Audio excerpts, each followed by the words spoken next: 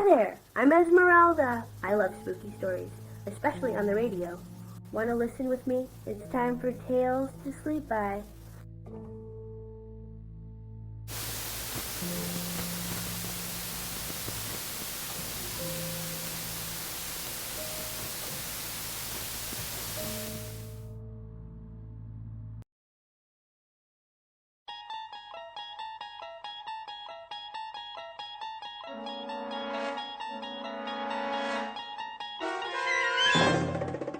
You unlock this door with the key of imagination. Beyond it is another dimension, a dimension of sound, a dimension of sight, a dimension of mind. You're moving into a land of both shadow and substance, of things and ideas. You've just crossed over into the Twilight Zone.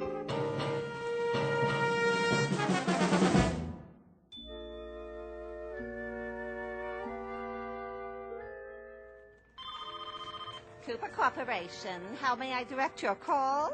Just a moment. Cooper Corporation.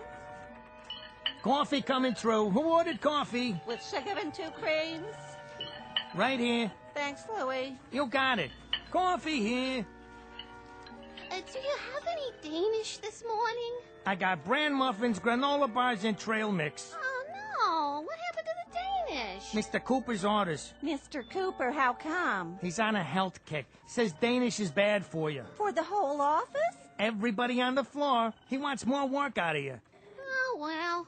I suppose I'll have one of those granola bars. Is it chocolate coated? K-Rob. Sounds positively yummy. Guess I'll give it a try.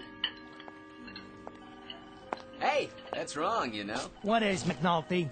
Well, the pastries are bad for the brain. True, they're mostly sugar and starch, but so are muffins, huh? Granola bars? Granola bars have as much fat as 13 strips of bacon. Did you know that? And trail mix? Forget it! Forget it! There's so many calories in saturated fat, you might as well eat a tub of popcorn, huh? With butter!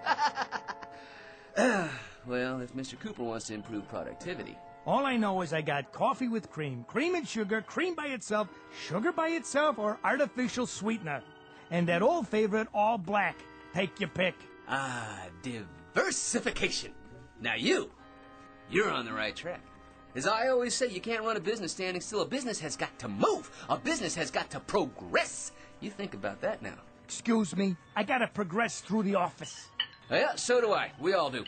A business has got to keep pushing, keep punching, keep prodding, keep moving forward. That's what a business has got to do. Now, you think about that.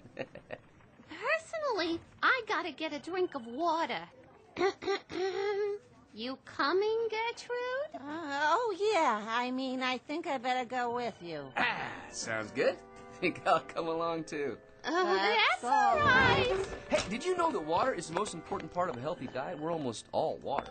I mean, our cells feed off of it, right? Hey, you see that suggestion box on the wall? I personally told Mr. Cooper to get better quality bottled water. Huh? But the chemicals they put in it these days, think about it now. It's a disgrace. Not to mention.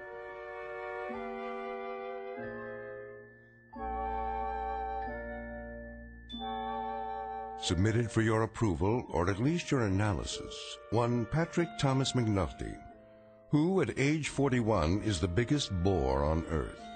He holds a 10-year record for the most meaningless words spewed out during a typical coffee break. And it's very likely that as of this moment, he would have gone on through life in precisely the same manner. A dull, argumentative big mouth who sets back the art of conversation at least 1,000 years. I say he very likely would have, except for something that will soon happen to him. Something totally unexpected that will considerably alter his existence and ours. You think about that now, because this is, after all, the Twilight Zone.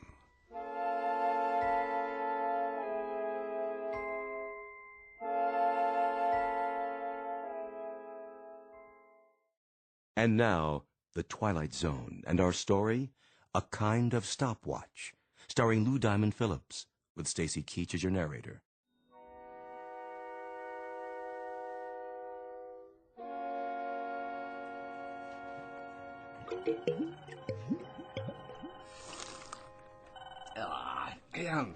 You can taste the impurities. We need clean air, too. HEPA filters, air ionizers, the whole bit, huh, you know? And these rooms need a new paint job while they're at it, you know? I mean, a nice, soothing color. Come on, Angie. Let's go to the powder room. Yeah, I'm with you. Because we got to keep this company on track. You think about it now. We will. McNulty, Right here? Mr. Cooper would like to see you. Well, you hear that, everybody, huh? Mr. Cooper would like to see McNulty, huh? And all because of that box right there. You know why Mr. Cooper wants to see McNulty? Because McNulty has been feeding him suggestions in that box for 11 months now. Did I say suggestions? Wrong word. Suggestions any clod can give, huh? But dynamic blueprints for the future only McNulty can give, huh? You just think about that. Mr. Cooper's waiting, Mr. McNulty. I don't suppose you'd be free for dinner, would you, huh? I was thinking we could, dine at some cozy little out-of-the-way place, nice and intimate, Then maybe a trip to Light Fantastic. If I were starving to death and you were the last man on Earth and it meant whether I live or die, I might be. But I'm not, you're not, and it doesn't. So buzz off, Buster. In here, McNulty. Hi, Mr. Cooper. Do you know what I've been doing for the last half hour? You've been looking through the suggestion box. I knew it was going to happen one of these days, Mr. Cooper. I've been expecting it. You see, the thing of it is, it takes a very special kind of employer to recognize that one of his men has got it. And obviously, McNulty does. Truer words, McNulty, have probably never been spoken here or anywhere else. I have just gone through the residue of the suggestion box covering the past 3-month period. Here is your suggestion dated March 13th. Make hot dogs flat so they can fit more easily into a hamburger bun. Well, how about that? Now, you think about that now, Mr. Cooper. Make tin cans square so they can be stacked together more easily. Well, huh? Isn't that a guess? You think about that, too. Put small pontoons in field packs of soldiers so that when they cross rivers, they can float. That's worth $1 million as it stands, huh? I mean, that one little suggestion. You see, the soldiers, they go into the water in the cans. Well, the cans, they're full of air, see, so... Mr. McNulty, the Cooper Corporation makes ladies' foundation garments. It has nothing whatsoever to do with hamburgers, hot dogs, tin cans, or national defense. Not a single one of your 340 suggestions, repeat, not one of them, has anything remotely to do with this company's product. Right. See? I wanted to talk to you about that, too. What you ought to do is focus on new inventions for our customers. Our customers? Well, I've been doing some reading about pressure and leverage, the principles of engineering, and one of the greatest engineers of the 20th century was Howard Hughes. Why, did you know that he invented the cantilevered brassiere? Huh? He invented an undergarment that actually defied the laws of gravity, huh? Like a suspension bridge.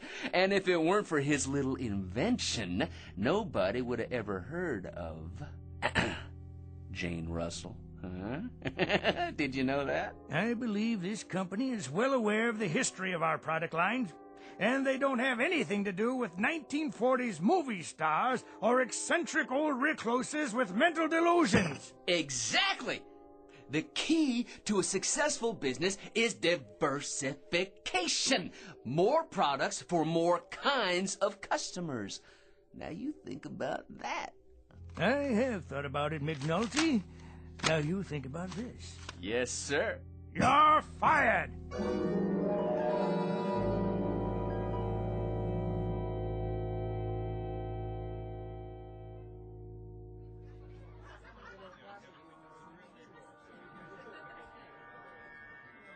Another round, McNulty? In a minute. I'm still working on this one. Now, over here, Joe. Coming right up. You know something? Oh, here we go again. With the long ball hitter, as opposed to the consistent clutch hitter with a big average, I will take the latter. Well, that's very nice of you to tell us, McNulty. Well, it's a fact that at no time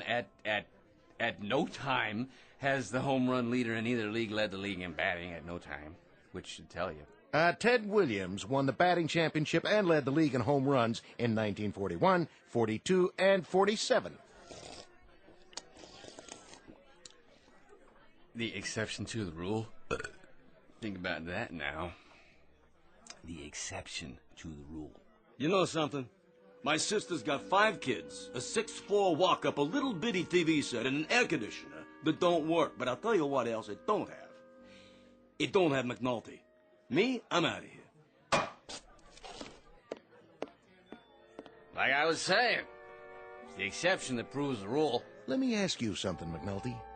How come you're in here so early tonight? You've been sitting here now for 3.5 hours. Well, for the simple reason that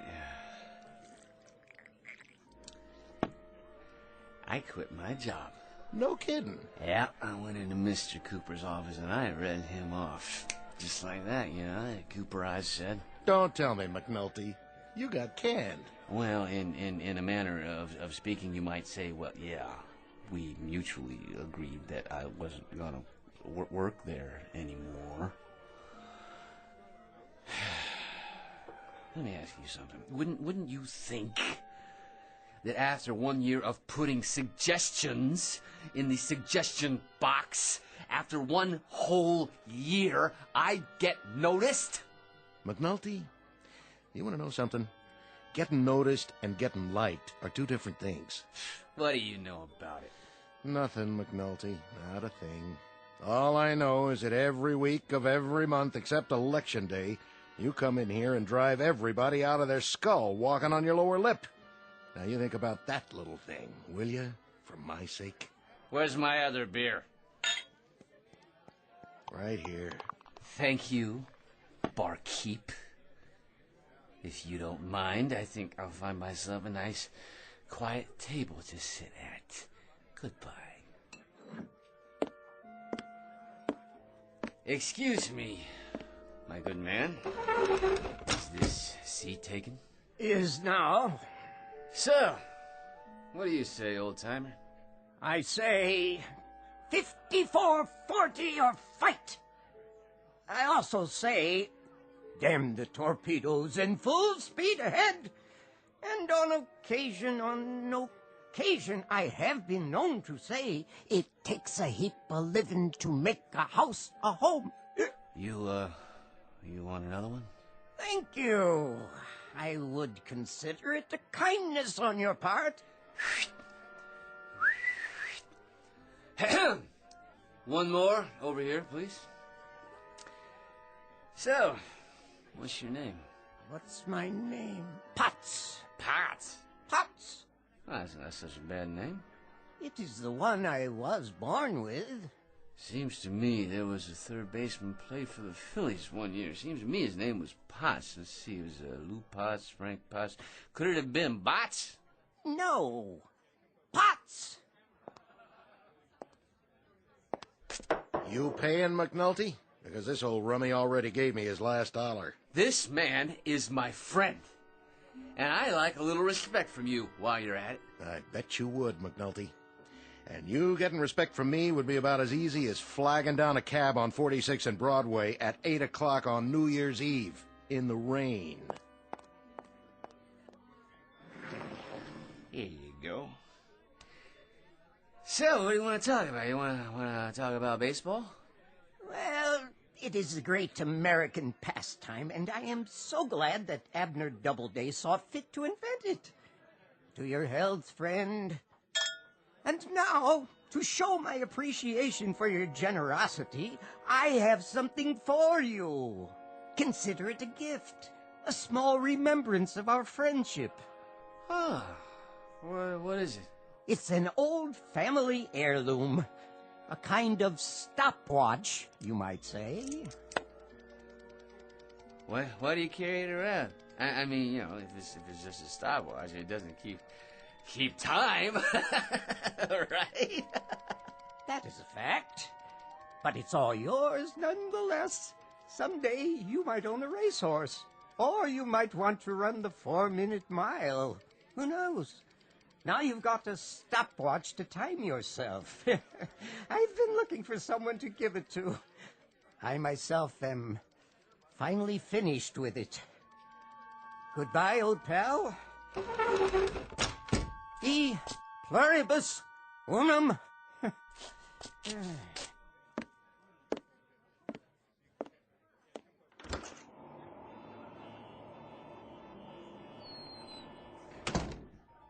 Hey, you didn't finish your beer. You done for the night, McNulty? There ain't no more ears in here you can bend. You bored 10 people to death, and you emptied this place faster than a smallpox sign. Funny looking watch. Anyway. I hate to go home, Joe. I mean, geez, I already saw the picture on the Late Show. I even saw the one on the Late Show. Hey, McNulty, do me a favor, would you? Whenever you get the thirst, go to some other bar. Sometimes, I wish I was married, cause so I wouldn't have to go anywhere. You ever get that feeling, huh? I need to work this thing. Pushing the button on the top. And another thing about you, McNulty, you make me nervous. First you come in here, and then... What? What's going on, Joe? Hey, Joe. Why ain't you moving, Joe? Joe, why don't you say something? I mean, it's like he was frozen.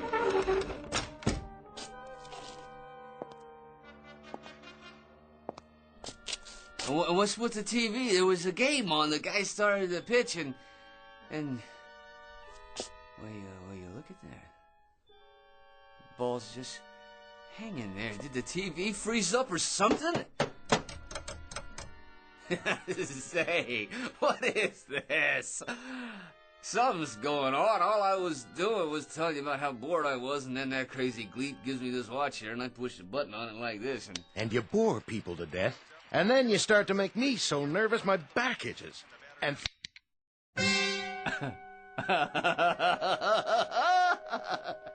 Hey, I kinda like this. Furthermore, it's getting so people don't stay very long in my establishment when you're around. You catch my drift? They stick their heads in, see you sitting here, and move on. In other words, you're costing me business, McNulty. Do I have to make it any plainer? So like I say, take it somewhere else, okay, pal? It's nothing personal. I make you nervous? You don't suppose this watch here... You know something, McNulty? You're the one guy who makes me wish they never repealed Prohibition. And you know what I think, Joe? I think this watch is a very unusual one. That's what I think. A very, very unusual watch. Huh?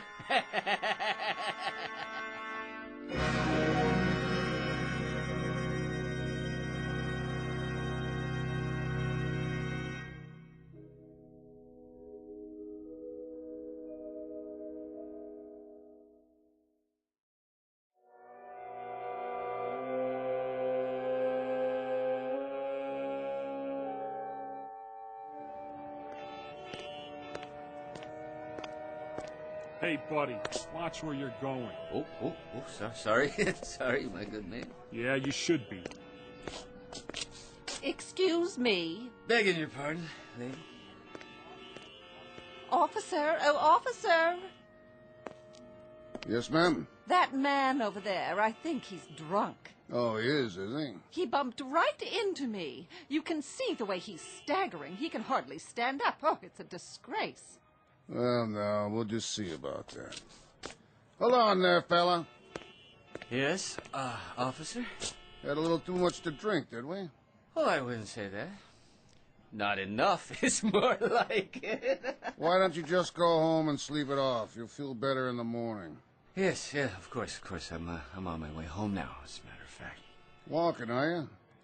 I'd say you're in no condition. You know, you're right, officer. I was just thinking about that. Well, get along with you now.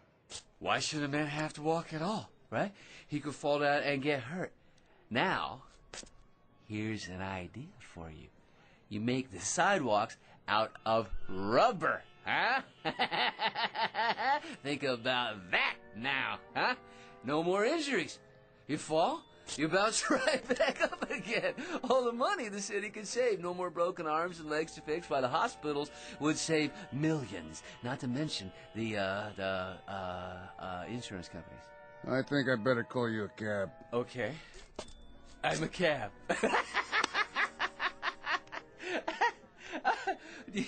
You get it? You said I'll call you, and then I said, well. No more kidding now. Not at all. I don't want a cab. In the first place, I never stop for you. And in the second place, it takes too long on account of there's too much traffic in this city in the first place. Am I right or am I wrong? You tell me that. I'm not telling you nothing. Now listen. Hey. You know what they ought to do?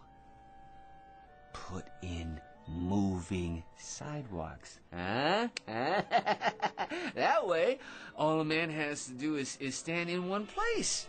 Not even use a single muscle, and before you know it, he's home. You think about that. I'm serious. If you can't afford a cab, the subway's right at the end of the block. Now run along. Either that or I'll haul you in right now. On what charge, may I ask? Public intoxication. Plus you're making a real nuisance of yourself. Now quit flapping your lips and get a move on, you hear? Of course I do, officer.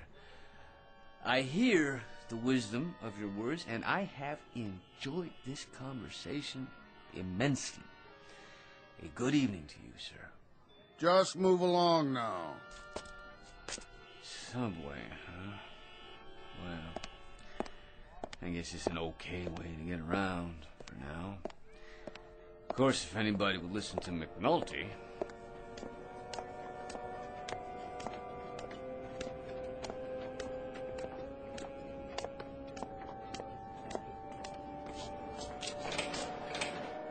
Hurry up, will ya? Hey, what's the matter with this turnstile? I'm pushing, but it doesn't turn. You gotta put a token in. Oh. Yes, of course. Next. How many? What? Oh, yes, just one. One token. Where's your money? I don't have any small bills. No money, no token.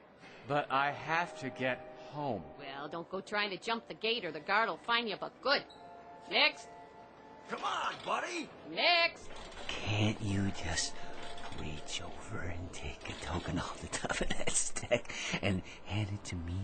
See, nobody will notice. He's just a swat. What's with that guy? Of all the nerve. I think there's something wrong with him. Next person in line.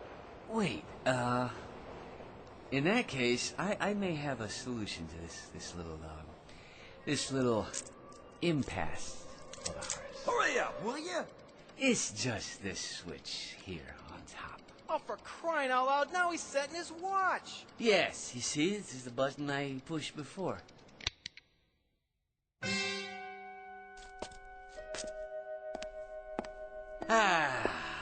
Now then. Well, what do you know? Looks like I don't need a token to get through the gate after all. I'll just climb over right under your nose, Mr. Security Guard. Huh? And when I'm safely aboard my train... Oh, wait a minute. Oh, no. Why take the train at all? Why, when there are other modes of transportation available, other much more comfortable kinds.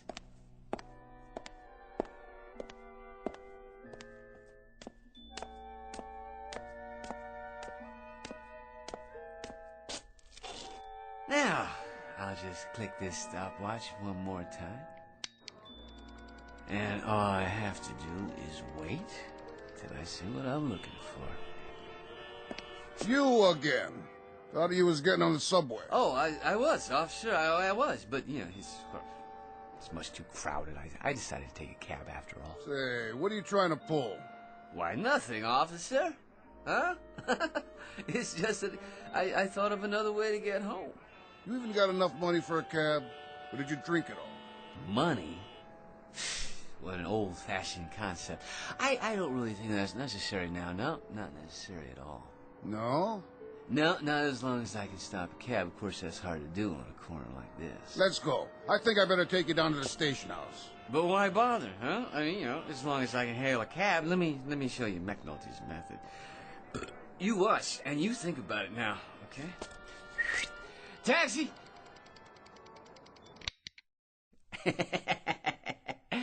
There, yeah.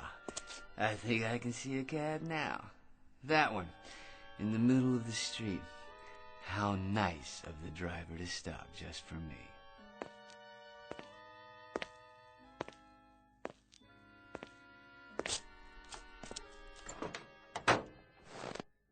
Hello there, driver. What, not speaking, huh? Well, let me see what I can do to fix that. What? Hey, who are you? How'd you get in my car? Never mind, I'm here now, aren't I? Okay, where to? Home, driver. Take me downtown by the shortest possible route, and you think about it now. Sure thing.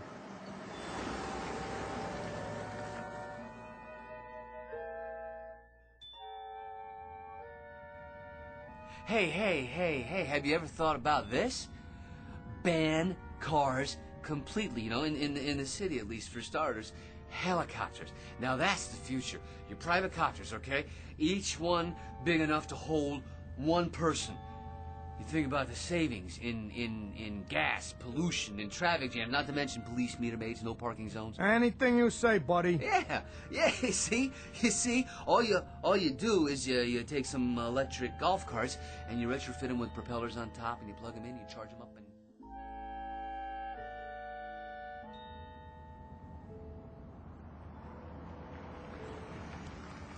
Here you go.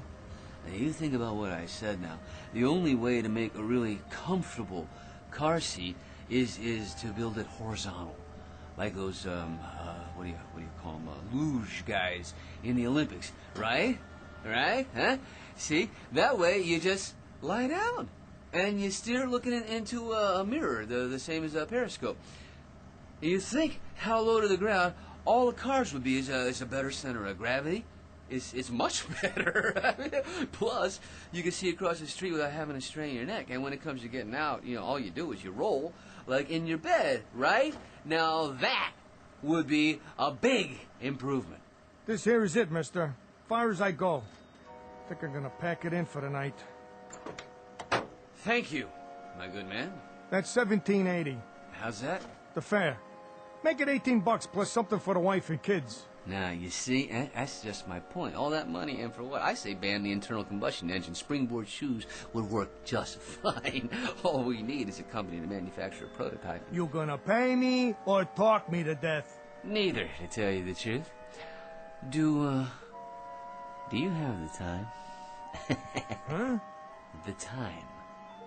Here, let's have a look at my pocket watch, shall we? Have I told you about it yet? This is really a very unusual watch. A kind of, stopwatch. Literally. Allow me to demonstrate. Don't try to con me. All I want is for you to pay up. If you don't, I'm calling this in. It's a violation of the city code to defraud. There. Isn't that better? So much more restful.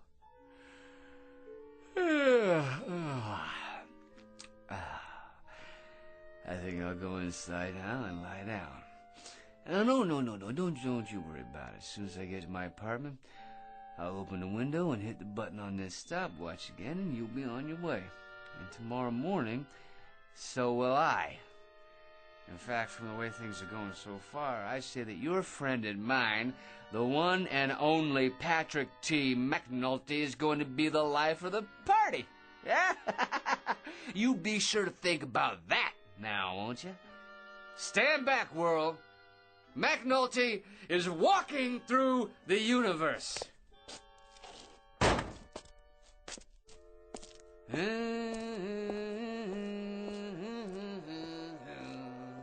Yes, it is.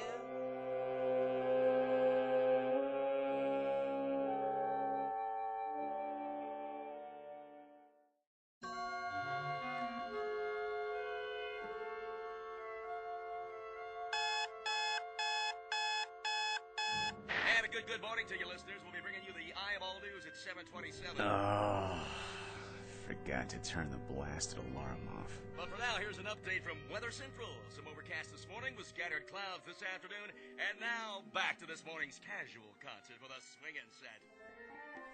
Wrong. There is nothing moderate about today, because today is the day that people start listening to McNulty. Unless it was some kind of dream. Now where is that crazy watch? Aha! Here! Alright, now let's give it the old test. My kind of town. Millions of people going to work, no imagination. But McNulty, now that's a different story. A man who's just full of ideas, so original, they don't have a word for him yet. But they will. If this thing works. Well, here goes. It's not a dream! It's not a dream, it's the goods! The real deal! This wonderful, gorgeous watch! I just push the button and everything stops. I mean everything! The whole world stops for me.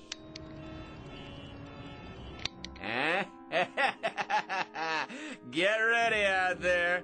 McNulty steps up to the plate, he swings, and he swats it clean out of the park.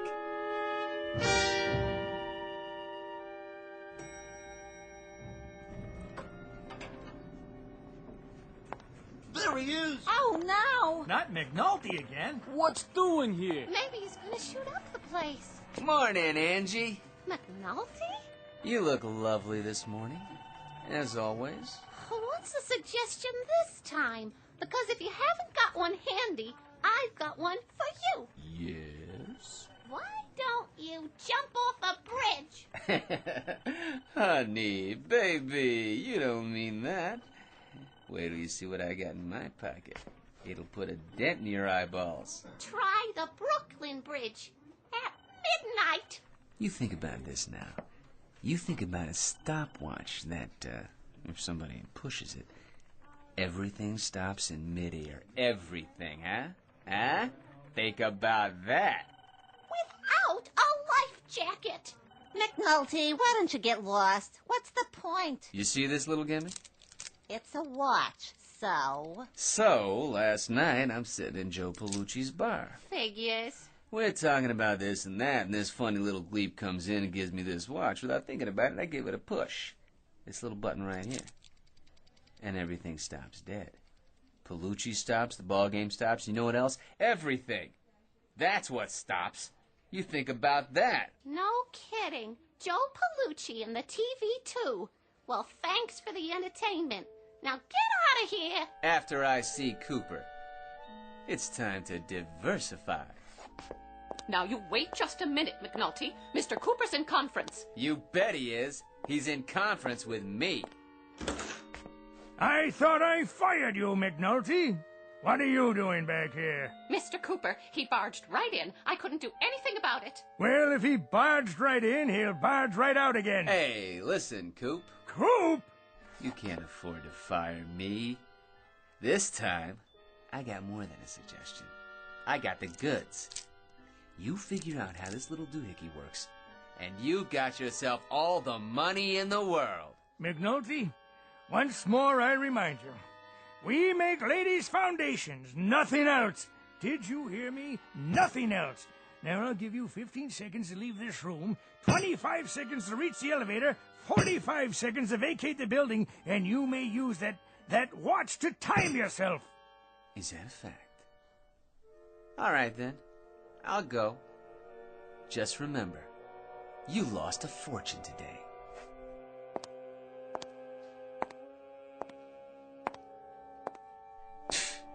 Why, that gleep didn't even let me show him. McNulty, if you're not out of here in 1 minute, I'll call the police. So, what am I waiting for? I'll show him anyway. I'll show you all! Hello, operator. Get me... Now, you put that phone down and come with me. That's right. In here. Right on Cooper's lap. How about that, huh? Nice coffee. Right in the middle of pouring it, huh? And you, hey, sweetheart. I like your typing. Don't your hands get tired up in the air like that, huh?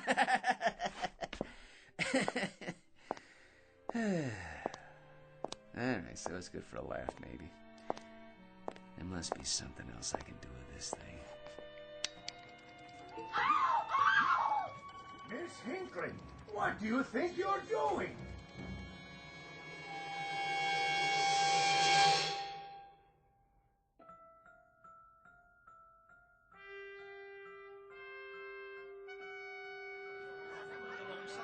Who's up next? Don't look now. It's the cleanup man. The guy could empty a baseball stadium, not to mention a bar. And if you don't spend 3 hours telling us how he'd run the Mets, he'll keep ootsing me about how I should run my own place. Hey, Joe. Hey, you want to hear a good idea? Why don't you make a swinging door like in the movies, huh? Maybe change the name of the place, Palucci's Western Saloon. Hey, how about that? Hey, McNulty, how about that? I'll have it done first thing in the morning. Ah, that's great. Then every time I come in, I'll push open a swinging door and I'll think, I did this. Wait, well, you're not putting me on, are you, Joe? McNulty, the only thing I'd put you on is a slow freighter heading for the other side of the world. See ya, Joe. Yeah, I'm out of here. Relax, boys. You're about to see something you ain't gonna believe. Yeah, well, make it quick, huh? With this little gizmo right here, I can stop trains, buses, planes, subways. There ain't nothing in this world I can't stop. Yeah, what about your mouth? I gotta pour myself a drink.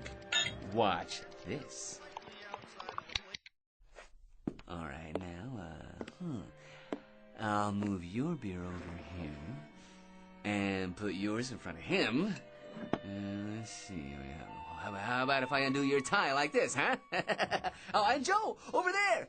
Hey, why, look, Joe, where's your glass now, huh? You're gonna be pouring beer in your hand, huh? All right, okay. Here we go again. Oh, what the... Well? Huh? Well? Ah, come on now. What do you think about that, huh? Think about what? What, are you kidding? You didn't see what I just did? Out of the way, McNulty. I want to make it home by the bottom of the 8th. See ya, Joe. Well, you done it again, McNulty. You emptied my bar. You drive more people out of saloons than Carrie Nation. Oh, I get it. Of course you couldn't see what happened. Of course you couldn't. How could you? You guys got froze. I'm the only one who sees what's going on. The only one. See? So I got the greatest conversation piece in the world, the greatest, and what does it do? It stops conversation. Well, so it shouldn't be a total loss. You should order up. But drink it fast, will you?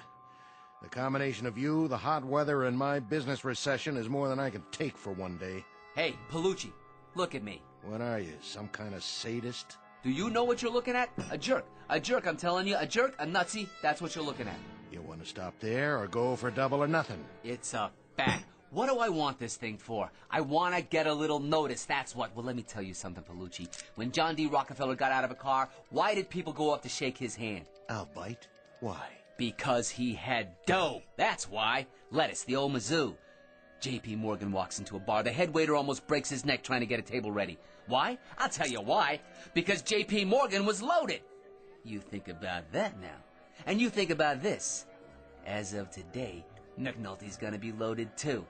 I'm gonna have a limousine drive me up here. I'm gonna have a chauffeur open the door. I'm gonna walk into this crummy joint of yours and buy about 18 rounds for everyone. Huh? And then, just for a laugh, I'll buy you a mortgage. You don't mind if I don't hold my breath, do you, McNulty? Palucci, old pal, take a good long look. The next time you see me, I'll be the new McNulty. Why didn't you go the whole route and move to Honolulu? Palucci, tonight I'll be able to buy Honolulu.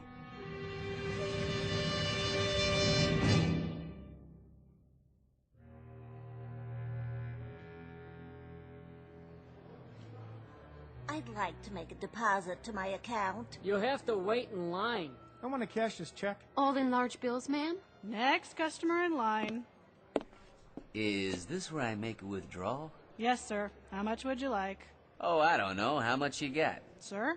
I'll take small bills. Lots of them. Just need your bank account number. Right here. Oh, you want me to get them for you? Oh, sure. No problem. Well, let's see. Oh, a bag of 5s. And some 10s. And, some 20s while I'm at it. Yeah, let's see, that ought to do it. Oh, don't worry, folks, it's only money. It grows on trees. That's what it does, right? It grows on trees. For me.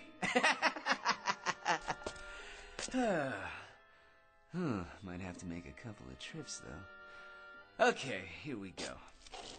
1, 2, 3. My watch! Well,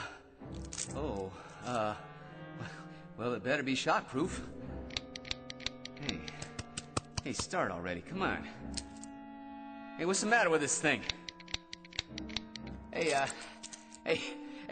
everybody can start moving again, okay? All right, come on, here we go. Up, up, up, up, up, come on, let's go, come on, get with it. Hey, anybody know how to fix a watch? Come on, anybody, give me a little help here.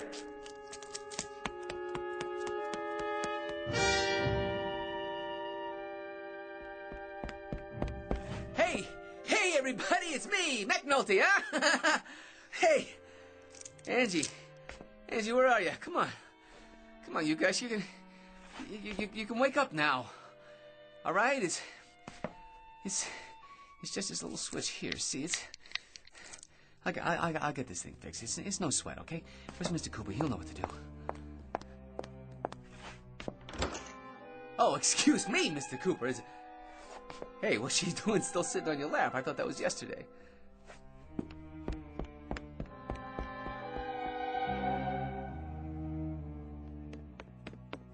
Joe, please do something. Say something. Go ahead, insult me. Please, won't somebody do something? Or say something, hey, please. Don't anybody know where I can get a watch fixed? I'm begging you, please. Hey! Anybody! Please do something! Say something! Anything!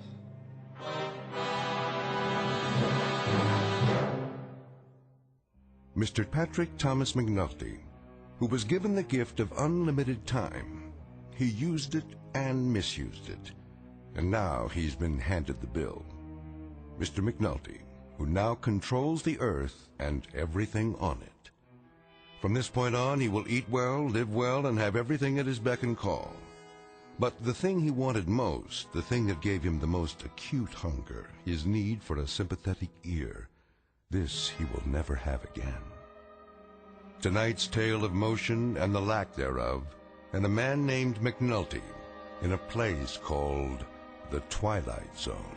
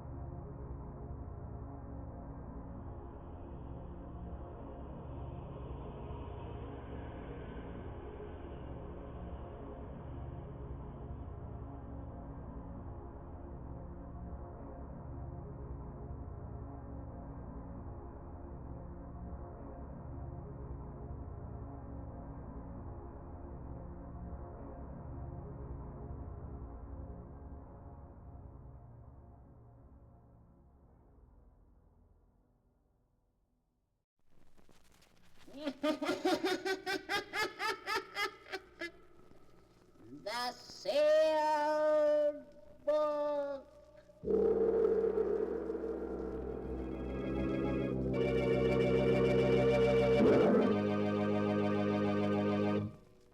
Once again, the keeper of the book is ready to unlock the ponderous volume in which is recorded all the secrets and mysteries of mankind through the ages, all the lore and learning of the ancients, all the strange and mystifying stories of the past, the present, and the future.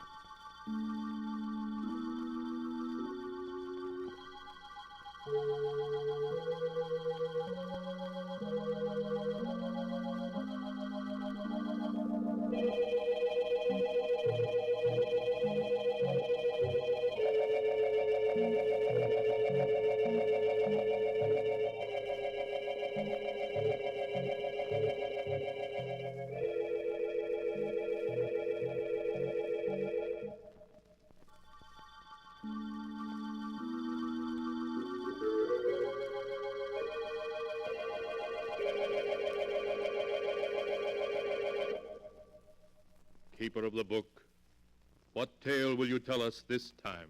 First, I must unlock the great padlock, which keeps the sealed book safe from prying eyes.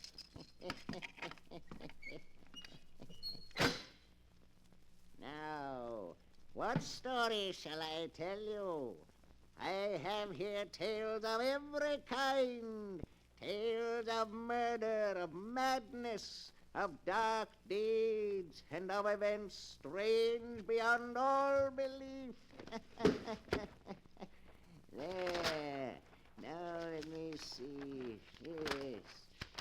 Yes. Here's a tale for you. A dark story of two brothers. One of them killed because he could not help himself. The other one was interested in murder too, but in a very different way. The title of the tale is The Hands of Death. Here is the tale as it is written in the sealed book.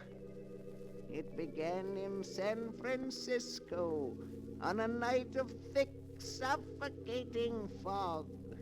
A young man hurrying homeward turns a corner and bumps abruptly into a huge figure striding toward him. Oh, excuse me. Fog is so thick I didn't see you. It's all right. Tell me, do you live here? Here in San Francisco? Why, yes, I do. Do you know where Edward Morlock lives now? Why, no, I never heard of him. Now, if you'll excuse me. Wait. But I've really got to get home. I just want a light from your cigarette. Oh, of course. Here, I'll hold it for you. Just hold it like that. What is it? What's the matter? Nothing. It's nothing. It's my hands, isn't it? They frightened you. No, it's nothing. My hands, they disgusted you. No, of course not. They frightened you because they're not like other people's hands. No, let go of me. Are you sure you're the... You thought I was a freak. Let go of me. You're crazy. I'm not crazy, do you hear? I'll show you. No. I'll show you.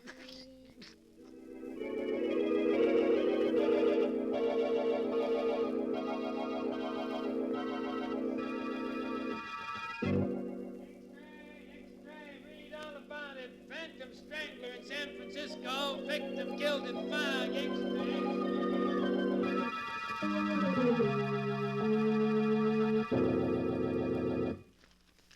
So, the Phantom Strangler is at work in San Francisco. Jennings will be interested in that. I beg your pardon, Mr. Morlock. Huh? Oh, yes, Jennings? The postman just brought this package, sir. Oh, package, eh? Give it to me. Yes, sir. Now wheel me over to the window. Of course, sir. This is close enough, Jennings. This package, I suppose you noticed it came from my agent in New York? Yes, sir, I did. Then perhaps you can guess what's in it. Hey, Jennings? No, sir, but I have no doubt it's another nice addition to your collection of objects having to do with famous murders, sir. Yes, indeed, a nice addition. But speaking of murders, have you seen this morning's San Francisco paper yet? No, sir. Well, look at these headlines. Read them out loud.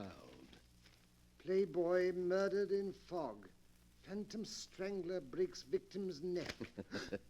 Then he's back. Your brother Kane is back. Yes, back in San Francisco, looking for me. And he'll keep looking for you. And if he finds you, he'll kill you. Yes, he's dedicated his life to that purpose.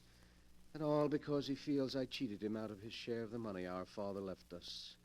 Oh, it's a great pity. Yes, sir. Of course, we know the truth. Quite so. As you say, we know the truth. However, I hardly think Kane will find me here. No, sir. So we'll forget about him.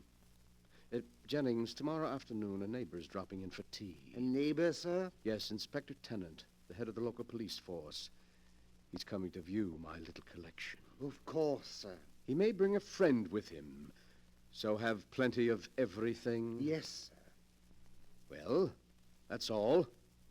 What are you waiting for? Excuse me, sir. I wanted to speak to you about this check you gave me yesterday for my month's salary. Well, what about it? It's for the usual 500, isn't it? Yes, sir, but you see, Mr. Morlock, I've been thinking in these times I ought to have more. More? Just how much do you consider your services worth, Jennings? Shall we say 1,000 a month? 1,000 a month? It's quite reasonable, I think. After all, if I were to tell the authorities all I know about your father's will, and how it happened that the entire fortune came to you and none to Kane... Never mind, Jennings. I'll make out another check. Thank you, sir. But be careful you don't drive me too far, or you may regret it. Oh, I think I'll be safe enough, Mr. Morlock. After all, confined to that wheelchair as you are, you need me. That's enough. You'll get your check later. Yes, sir. Very good, Mr. Morlock. So you're getting greedy, are you, Jennings? I must find some way to discourage you. Yes, some way to discourage you.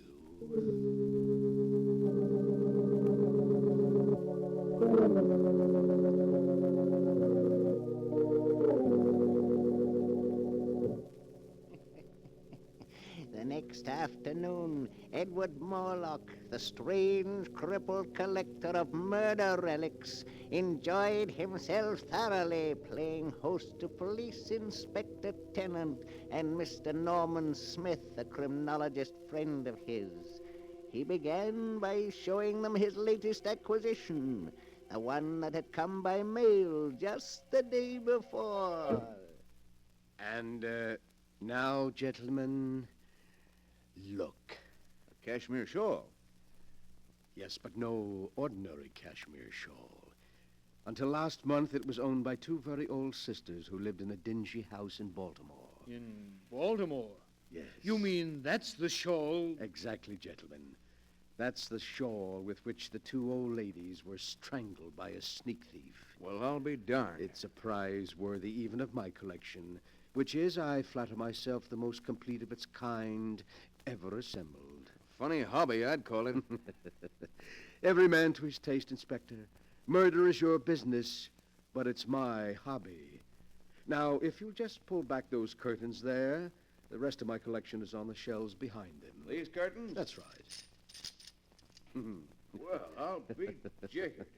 This is most interesting, Mr. Morlock. Yes, I knew you'd think so. Look there on the wall. An authentic headsman's axe. It was used in the brutal murder of the Baron de Morlaix, an ancestor of mine in the 15th century. And right there below it is the blood-stained dress worn by one of the victims of Jack the Ripper. And on the next shelf, you see...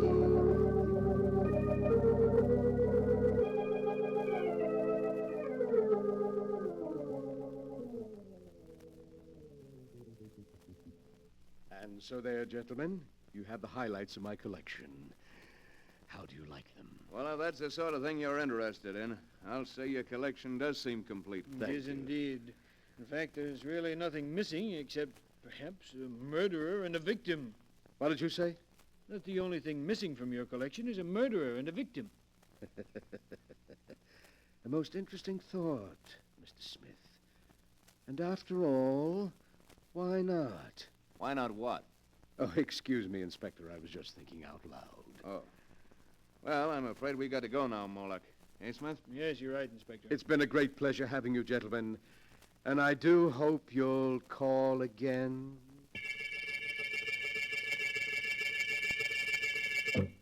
Yes, Mr. Morlock, you rang? Yes, Jennings. Before you help me to bed, I want you to mail these letters. Yes, sir. They're to major newspapers in San Francisco and contain a message to be inserted in their personal columns. A message? Yes, to my brother Kane.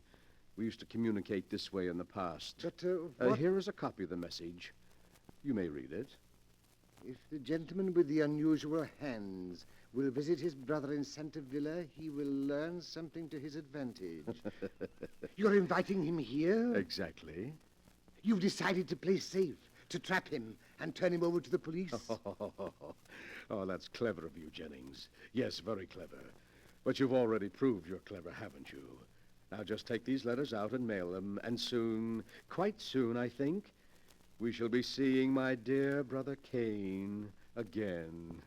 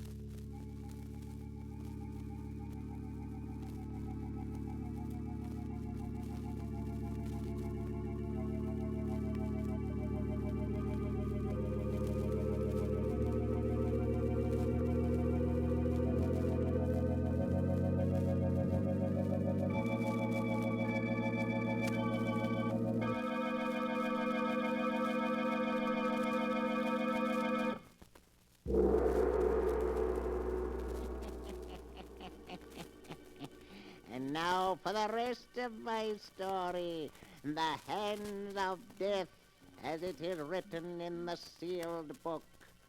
After Edward Morlock had put into effect his plan to bring his brother Kane to him, he sat in his wheelchair and waited, seeming much amused at some secret thought of his own.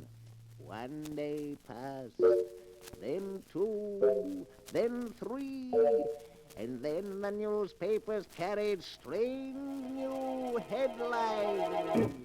Extra, read all about it. Phantom Strangler in Los Angeles. Extra, read all about it. So Brother Kane was in Los Angeles last night, Jennings. He's getting closer. I shouldn't be surprised if he arrived here tonight. I don't like it. Oh, nonsense, Jennings. You know you've got nothing to fear from Kane. Unless, of course, you're so careless as to make some remark about his hands. I know, but he intends to kill you. I think I'll be able to control him. I want you to bring me a glass of milk. Kane is very fond of milk. Glass of milk? With a triple dose of sleeping powder in it. But I don't understand. Never mind. Just do as I say. What's that? I imagine that's Kane now. Kane? Here, already? Quick. I'll let him in. You get that glass of milk ready. And bring it in when I ring. Yes, sir. When you ring, sir. Oh, come in, Kane. I've unlocked the window. Yes, I'll come in, Edward. Now that I've found you at last. Well, I'd hardly say you found me, Kane. I sent for you. It's the same thing. Now I'm where I can put my hands around your throat at last. I'm going to kill you. Do you hear? Kill you. Kane, sit down. What? Sit down. I want to talk to you. All right, I'll sit down, but you can't change my mind. Tell me, Kane, how many people have you killed since you got out of the penitentiary? 7. 7 murders? They looked at my hands. They were disgusted. I didn't kill them. My hands did. You hear? I didn't want to kill them, but my hands killed them anyway. Why, of course, I understand. Your hands. Your great-grandfather had hands like yours, you know, Kane. Don't talk about it anymore. Of course not, Kane. But you must be hungry. I'll ring for Jennings. He'll fix something for you. Yes, I am hungry. But please, Kane, don't startle the poor fellow. You know, he's very much afraid of you. Why? Why is he afraid of me? It's your hands. He says they give him nightmares. My hands give him nightmares? Oh, you mustn't blame him, Kane. He can't help it. My hands give him nightmares. Yes, sir. I've brought you a glass of milk, Mr. Morlock. My hands frighten Oh, me. thank you, Jennings. Just put it down here. Yes, sir.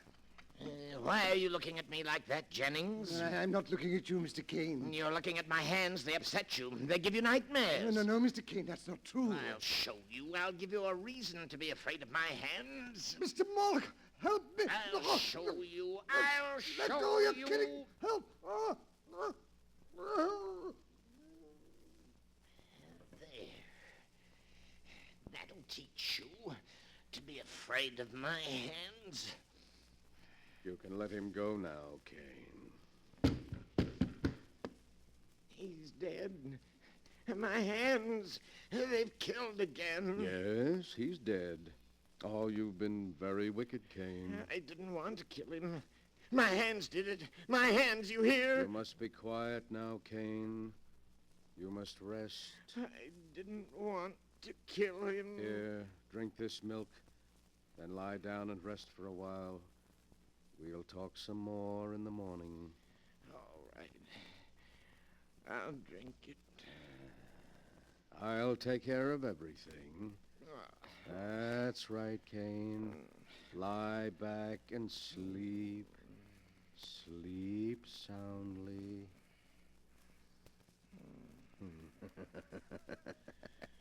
So, you would blackmail me, would you, Jennings? And you would kill me, would you, Kane? But I've been too clever for both of you.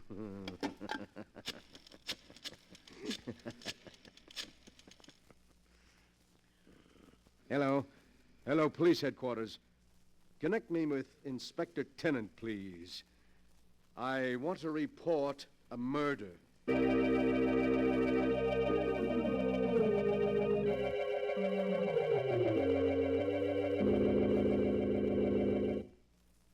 And so, there you are, Inspector. Kane was in the penitentiary for assault with intent to kill. Apparently, he escaped since then. He's been seeking for me, meaning to kill me. Good heavens, Morlock. Then he's the strangler who's been doing all these killings. Yes, I'm afraid so. Oh, and I never guessed until he showed up tonight to kill me, because he thought, you see, quite wrongly, that I had cheated him of his inheritance. Jennings bravely came to my rescue, and Kane throttled him.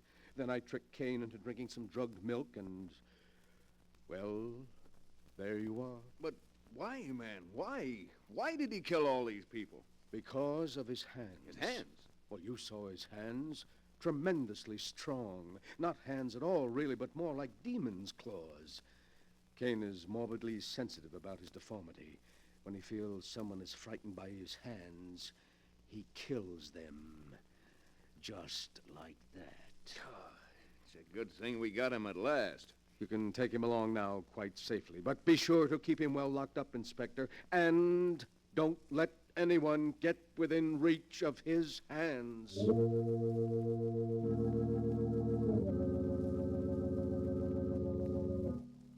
A few weeks later, Kane Morlock entered the lethal chamber of the state penitentiary. Edward Morlock, the condemned man's invalid brother, was one of the few spectators. Kane Morlock, with his last breath, cursed his brother and swore that someday he would be avenged. Then he died. The following day, Inspector Tennant and his friend Norman Smith paid Edward Morlock another visit. Oh, good evening, Inspector and Mr. Smith. It's very kind of you to stop by tonight. We dropped in to see how you were making out, Mr. Morlock. Thought maybe, what with your trip yesterday and the shock, that perhaps... Oh, no, I'm quite all right, thank you. What must be, must be. You see, I'm a philosopher. You have somebody looking after you? Yes, Philippe, a Filipino boy, is taking poor Jennings' place. Oh, and, gentlemen, that reminds me. I have something here that will interest you. Mm-hmm. Something that'll interest us? Yes, here on the table beside me. This jar. Oh, a burial urn, isn't it, Mr. Morlock? Exactly. And in this burial urn are the ashes of poor murdered Jennings. Jennings' ashes? Yes. You mean you're going to keep them with you? But of course, gentlemen. I was very fond of Jennings, very fond. What more fitting than that I should keep his ashes to remind me of his years of faithful service? Besides... well, I can always look upon them as part of my little collection. Your collection? Yes, Inspector. It was Mr. Smith here who pointed out that, complete as it was, it lacked both a murderer and his victim. Well, here are the ashes of the victim.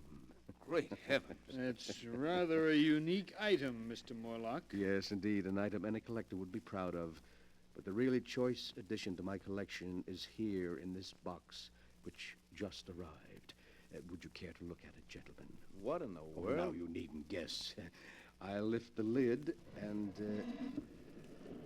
see. Merciful heavens. A pair of hands. The hands of your brother Kane. Exactly. I can't believe it. But what is so strange about it, gentlemen? There are the ashes of a murder victim. Here are the unique and terrible hands that throttled him. Where in all the world will you find a collector who can boast such items as these? You must be mad. Morlock, did you plan all this from beginning to end? Plan it? Mr. Smith, but how could I? You're quite mad. We could never prove it. You could prove nothing. Nothing. Inspector, I think we'd better go. Yes. Come on, let's get out of here before I do something I'd regret. Call again any time, gentlemen. Easily upset, weren't they, Kane? Upset by your hands. Your great, strong hands that are going to become the prize items of my little collection. The distorted hands of a murderer. Ooh, how cold they are. And yet I can almost feel the murderous strength in them still. You wanted so bad that you'd close your hands about my throat, didn't you, Kane? But it's too late now. You're dead. And your hands are dead, too. Lifeless. Would you like to see how your hands look at my throat here? I'll place them there for you. See how nicely they fit around my neck. Just as if they... No! No! Let go of me! Your hands! They're choking me! I can't breathe! Morlock, what is it? Where are you? Inspector, look. They're on the floor. Good Lord. It's Morlock. And no, it can't be. His brother's hands are clutched around his throat. They've strangled him.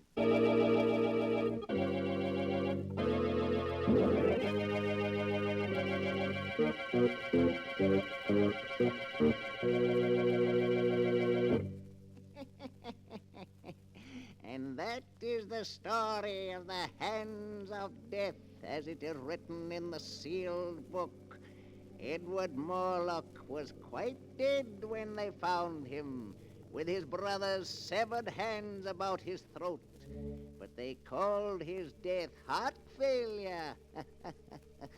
For who would believe that two dead hands by themselves could wreak the vengeance that Cain Morlock swore to have before he died? And perhaps it was heart failure. Perhaps Edward Morlock, thinking he felt the hands move, died of sheer terror. You'll have to decide for yourself which is true. The answer is not written here.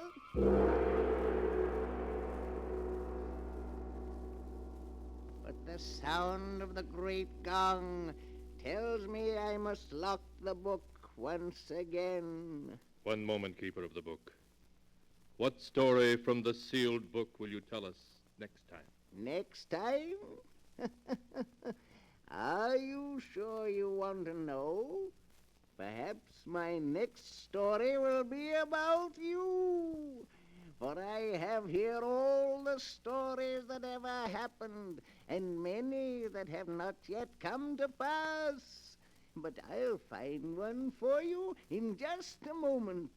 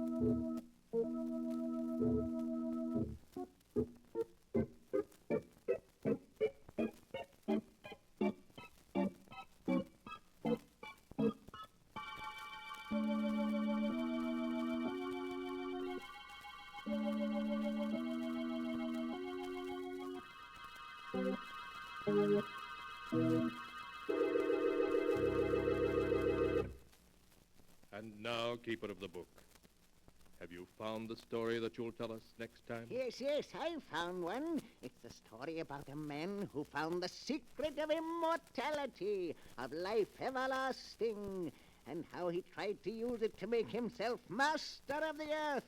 The title of the tale is The King of the World. Be sure to be with us again next time, when the great gong heralds another strange and exciting story from The Sealed Book. The Sealed Book, written by Bob Arthur and David Cogan, is produced and directed by Jock McGregor.